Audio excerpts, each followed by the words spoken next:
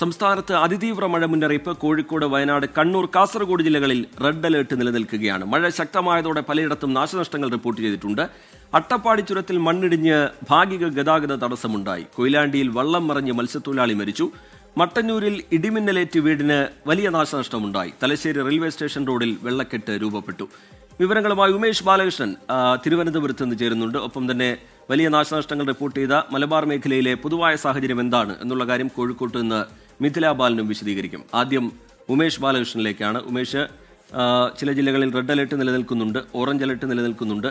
വരും മണിക്കൂറുകളിൽ മഴയുടെ സ്വഭാവം കാലാവസ്ഥാ വകുപ്പ് വിശദീകരിക്കുന്നത് എന്ത്? ഉമേഷ്.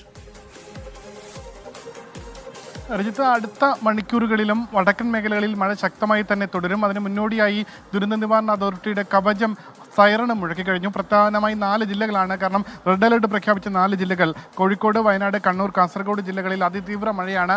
രാത്രി പ്രത്യേകം ശ്രദ്ധിക്കേണ്ടതുണ്ട്. അതായത് തൃശൂർ, പാലക്കാട്, മലപ്പുറം ജില്ലകളിൽ ഓറഞ്ച് അലേർട്ട് പ്രഖ്യാപിച്ചിട്ടുണ്ട്.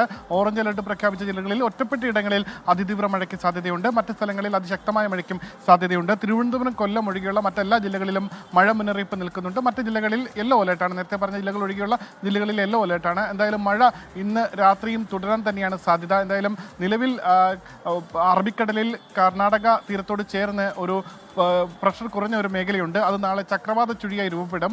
അത് 2 ദിവസത്തിന് ശേഷം അത് ന്യൂനമർദ്ദമായി മാറുമെന്നുമാണ് ഇപ്പോൾ കാലാവസ്ഥാ കേന്ദ്രത്തിൻ്റെ അറിയിപ്പ്. എന്തായാലും കാലാവസ്ഥ കൂടുതൽ മഴയോട് അടുക്കുകയാണ്. അതായത് മൺസൂൺ സാധാരണ ജൂൺ 1 മുതലാണ് കേരളത്തിൽ ലഭിച്ചു തുടങ്ങുന്നതെങ്കിൽ ഇത്തവണ സാഹചര്യം മാറും. നേരത്തെ തന്നെ ലഭിക്കും. നിലവിലെ അനുമാനം വെച്ച് ഒരുപക്ഷെ 4 ദിവസത്തിനകം തന്നെ, അതായത് 24-ാം തീയതിക്കുള്ളിൽ തന്നെ സംസ്ഥാനത്ത് മൺസൂൺ കാറ്റ് എത്തിത്തുടങ്ങും.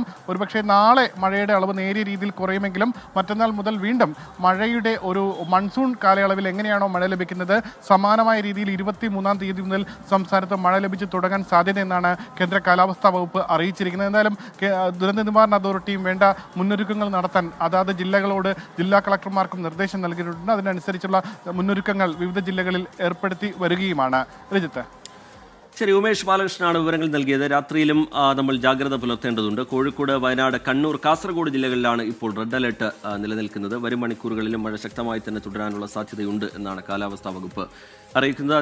അതിനിടെ പലയിടത്തും ഈ കനത്ത മഴയിൽ നാശനഷ്ടങ്ങൾ റിപ്പോർട്ട് ചെയ്തിട്ടുണ്ട്. പ്രത്യേകിച്ച് മലബാർ മേഖലയിൽ വലിയ രീതിയിലുള്ള നാശനഷ്ടങ്ങൾ റിപ്പോർട്ട് ചെയ്യുന്നു. കൊയിലാണ്ടിയിൽ വെള്ളം മറിഞ്ഞ ഒരാൾക്ക്, മത്സ്യത്തൊഴിലാളിക്ക് ജീവൻ നഷ്ടമാവുന്ന നിലയിലേക്കും കണ്ണൂരിൽ വീടിന് നാശനഷ്ടമുണ്ടാവുന്ന നിലയിലേക്കും ഒക്കെ കാര്യങ്ങൾ പോയിട്ടുണ്ട്. മിഥില ബാലൻ കോഴിക്കോട്ട് നിന്ന് വിവരങ്ങളുമായി ചേരുന്നുണ്ട്. മിഥില, കോഴിക്കോട് കാലാവസ്ഥ പൊതുവെ എങ്ങനെ, മുന്നറിയിപ്പിനെ എങ്ങനെയാണ് ജില്ലാ ഭരണകൂടമടക്കം കാണുന്നത്? ഈ നാശനഷ്ടങ്ങൾ, അതിൻ്റെ പൊതുവായ വിവരങ്ങൾ മിഥില.